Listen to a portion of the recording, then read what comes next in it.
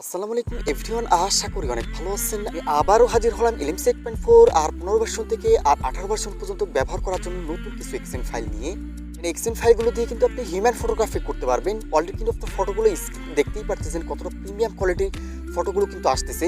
And এক্সেন ফাইলগুলো কিন্তু আপনি ব্যাক ক্যামেরা এবং ফ্রন্ট ক্যামেরার সাহায্যে কিন্তু হিউম্যান ফটোগ্রাফি করতে পারবেন। একেবারে ডিএসএলআর কোয়ালিটি কিন্তু ফটোগুলো আসবে। এছাড়াও আপনি day side, night side, macro ফটোগ্রাফির জন্য কিন্তু এক্সেন ফাইলগুলো চাইলে ব্যবহার করতে পারেন। এই এক্সেন ফাইলগুলো কিভাবে সেট আপ করে ব্যবহার করবেন সব কিছু বিস্তারিত দেখিয়ে দেবো। আমাদের এক্সেন ফাইলগুলো যারা ডাউনলোড করে ব্যবহার করতে পারেন না, তারা এই ভিডিও ডেসক্রিপশনে একটা লিঙ্ক দেওয়া থাকবে, ভিডিওর লিঙ্ক। ওই ভিডিওতে আপনারা দেখে নেবেন। ওই ভিডিওতে কিভাবে ডাউনলোড করবেন সব কিছু বিস্তারিত দেখিয়ে দেওয়া হয়েছে। কিন্তু আপনার কালার ভার্সন, যারা এই ধরনের কালার ভার্সন অ্যাপ্লিকেশনগুলো ব্যবহার করতে চান, ভিডিও ডেসক্রিপশনে আমাদের টেলিগ্রাম চ্যানেল দেওয়া থাকবে, ওইখান থেকে আপনারা এই অ্যাপ্লিকেশনগুলো ডাউনলোড করে নিতে পারবেন। সব ধরনের কালার ভার্সন অ্যাপ্লিকেশনের লিঙ্কগুলো কিন্তু ভিডিও ডেসক্রিপশনে দেওয়া থাকবে। দেখতে পারতেছেন এখানে যে এক্সেন ফাইলগুলো দিতেছি, এই এক্সেন ফাইল দিয়ে কিন্তু আপনি day side, night side, human ফটোগ্রাফির জন্য কিন্তু ব্যবহার করতে পারবেন। চাইলে কিন্তু আপনার ম্যাক্রো ফটোগ্রাফির জন্য কিন্তু এক্সেন ফাইলগুলো ব্যবহার করতে পারেন। খুবই প্রিমিয়াম কোয়ালিটির কিন্তু ফটোগুলো আসবে। অলরেডি কিন্তু আপনার কালারগুলো দেখছেনই, লাইট রুমের প্রিসেটের মতো কালারগুলো কিন্তু আসতেছে। এক্সেন ফাইল দিয়ে আমি কিছু ফটোগ্রাফি করেছি, আমি আপনাদের দেখিয়ে দিচ্ছি আসলে এক্সেন ফাইলগুলো কেমন কাজ করতেছে।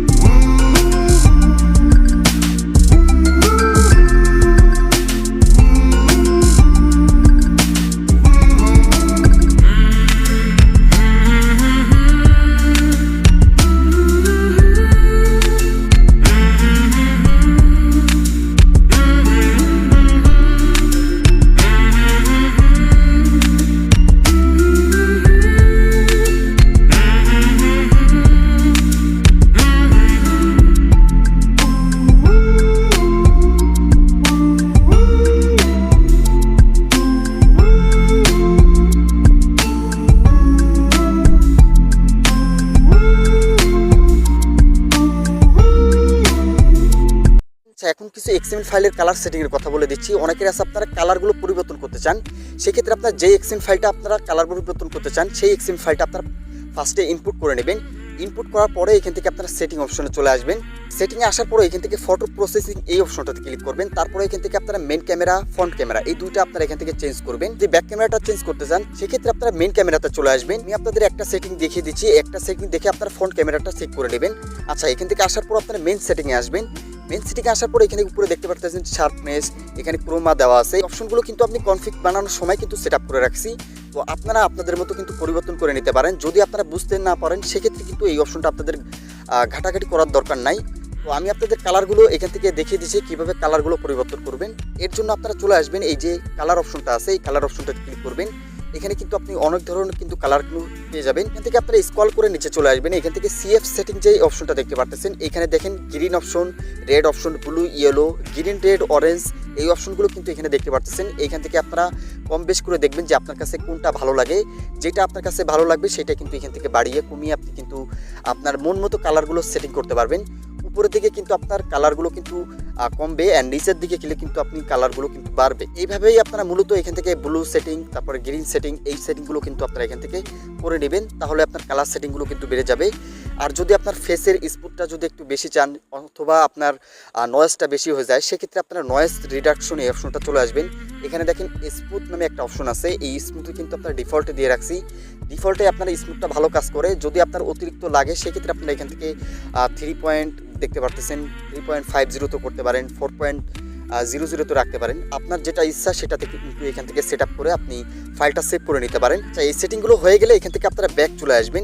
এছাড়াও কিন্তু আপনারা এখান থেকে নয়েজ রিডাকশন যে অপশনটা দেখতে পারতেছেন, এখানে আছে আপনার ফটো তোলার পর কিন্তু ফটোতে দেখবেন যে একটা ফাটা ফাটা ভাব আসে, ওইটা কিন্তু আপনার নয়েজের জন্য।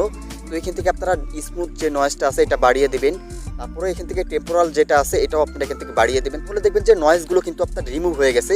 আচ্ছা, এই সেটিংগুলো আপনি মন মতো করছেন, এইটা কিভাবে সেট আপ করবেন, এটা সেভ করে নেওয়ার জন্য এখান থেকে কনফিগে চলে আসবেন। তারপরে এখান থেকে সেভ সেটিং, এখান থেকে আপনি আপনার নামটা লিখে দিতে পারেন, অথবা আপনি আপনার মতো একটা নামে আপনার এক্সএম ফাইলটা তৈরি করে নিতে পারেন। তারপরে এখান থেকে যখনই আপনারা ইয়েস ক্লিক করবেন এই এক্সএমএল ফাইলটা কিন্তু আপনার এখানে সেভ হয়ে যাবে। আচ্ছা, ক্যামেরাতে আসার পর এখানে দেখতে পাচ্ছেন সাইফ এক্সএমএল কিন্তু একটা সেভ হয়ে আছে এক্সএমএল ফাইল। এক্সএমএল ফাইলটাই কিন্তু আপনারা মাত্র সেটিং করে সেভ করলাম আপনাদের সামনেই। এভাবে কিন্তু আপনারা সেভ করতে পারবেন। এক্সএমএল ফাইলগুলো যদি ভালো লেগে থাকে অবশ্যই ভিডিওতে একটা লাইক করে দেবেন, আর কমেন্ট সেকশনে আপনার মতামত বলতে ভুলবেন না কেমন হয়েছে এক্সএমএল ফাইলগুলো। আর যদি চ্যানেলে নতুন হয়ে থাকেন অবশ্যই চ্যানেলটি সাবস্ক্রাইব করে দেবেন এন্ড পাশে থাকা বেল আইকনটা প্রেস করে রাখবেন, তাহলে আমাদের নতুন নতুন এক্সএমএল ফাইলের ভিডিওগুলো কিন্তু আপনার কাছে সবার আগে পৌঁছায় যাবে। তো দেখা হবে, কথা হবে নেক্সট কোনো কনফিগ ভিডিওতে। ততক্ষণ সবাই ভালো থাকবেন, আল্লাহ হাফেজ।